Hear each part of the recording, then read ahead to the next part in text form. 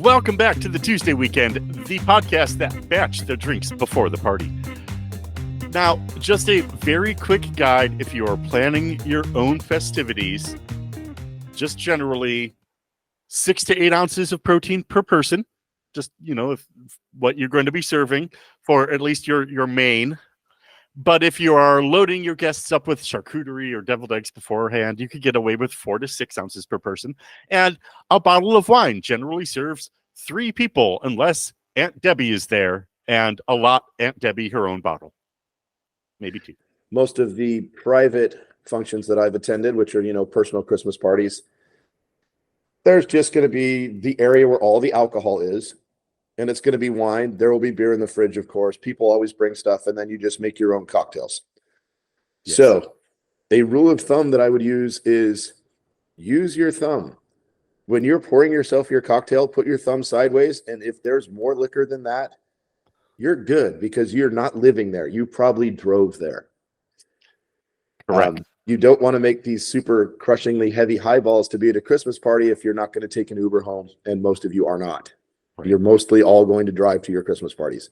And this, again, is why I'm such an advocate for public transit, because I like everyone to get out there and party, but I want everyone to get home safely as well.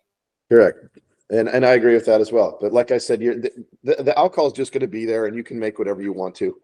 Every now and then you'll be at a place like where, say, I'm at, and all of a sudden I'm making cocktails for people because I get bored easy and I can make drinks in my sleep.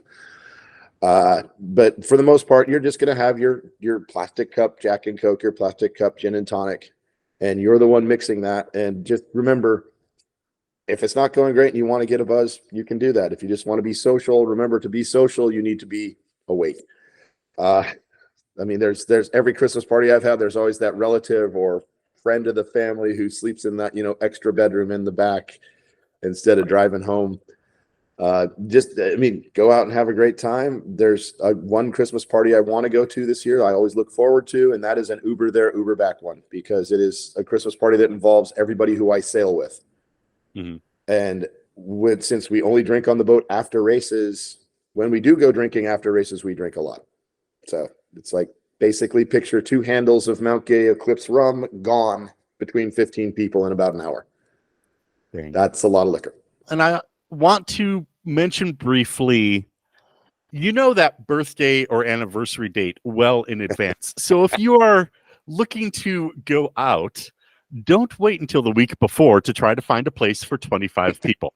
So when I was in banquets, we had this lady put together a 50th anniversary party for 45 people with about 5 days notice for us. Now, sure, we got it done, but that is both tight for the kitchen to order, receive, and prep all that food. But it's also hard to schedule the servers and bartenders on such short notice. Like, they've known for at least 49 years when that party was going to be.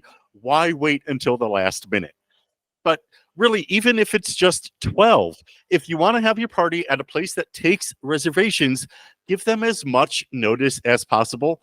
And if you are having to put it together last minute, then it is on you as the guest to be flexible with the restaurant, because they might already be full at 6:30 on a Friday night. Quite possibly. And also we need this. Like, no, you don't need any of that. It's like, here's what we can offer you on this short notice. This is all we can do. Nothing else is going to happen. If this doesn't come up to your expectations, please book someplace else. Correct. And with larger parties, really over 20, but it's starting to be really, in some places, more than 12 or 15. It's not unreasonable to expect that they're going to charge you an event fee for that. Yep. Because it is outside of most restaurants' regular purview to just seat a table of 24 people and it just be absorbed into regular service. Now you're looking at 2 things there, because I've had to deal with this at my hotel and at the restaurant, where people show up with a party of 25 and we're just like, it's going to be at least 3 hours before we can get any of those tables together for you. And we close in 2 hours, so we can't take it. And there's like, well, why not? Secondarily, anything over 18 was a banquet. which means that you were getting a service charge, which means that's a baseline $2,000 for 18 people. And when people are like, why is it so expensive? It's like, because you literally have to shut down. The kitchen is now only making food for this one table. Correct. That just showed up. Now, as Josh said, if you let us know 3 weeks in advance, we've got the kitchen people there just to cook the food for that, along with the other kitchen people. There's going to be some extra hands on deck just to get through that little bump. Sure. And that's just 18. I mean, when it's 50 or 60, that's just going to shut your entire kitchen down. And now, certainly, some restaurants do have that private dining room or an actual set event space, like the restaurant that I'm going to shout out later, Masan Sabika. They've got, in addition to the regular dining rooms, they have a detached event area that I imagine has their own execution kitchen. I've never actually been back in the house there, but it's a separate building next to the main. Same thing. I've had the same thing where I've had people come back to the hotel like, we're just going to eat here and our friends are going to join us. Next thing I know, I'm waiting on a 25 top. I'm like, man, we're a lounge. I've got one cook back there. Your food's going to take forever. And it's like, oh, that's fine. We just couldn't get reservations tonight. Like, for how many? For 25. And they literally said, every place we called said, well, that is more of an event thing and we'd have to have you contact our event coordinator. They're like, people don't take reservations for 25. And I'm like, no, not anymore. I apologize to people who have that expectation. That's just not how it is anymore. It may have been like that, but it's not. Well, let's talk really quick about bartending large parties, because that was really some of my favorite nights in banquets were when I was behind the bar rather than out on the floor. My experience, and again, at my last job, we did banquets. This time of year, I was working 5 nights a week and I was doing anywhere from 3 to 5 banquets a week because we had a separate floor in our restaurant and we would just do banquets on the floor I was on. Mm-hmm. They're easy. The hard part, and this was always my favorite part. So when I first started doing them, the bartender was only tipped out for the alcohol sales in the banquet, which I thought was horrible, since the banquet would be $2,000 plus an open bar, and then I would pour $2,000 of liquor on top of the $2,000 they were paying. So I pointed that out. I'm like, look, I'm doing all the heavy lifting here and getting you more sales, because that open bar, that was a tab that they would pay at the end of the night. Mm-hmm. It wasn't like, yeah, you just get open bar with this. The $2,000 covered the food and the seating and the servers.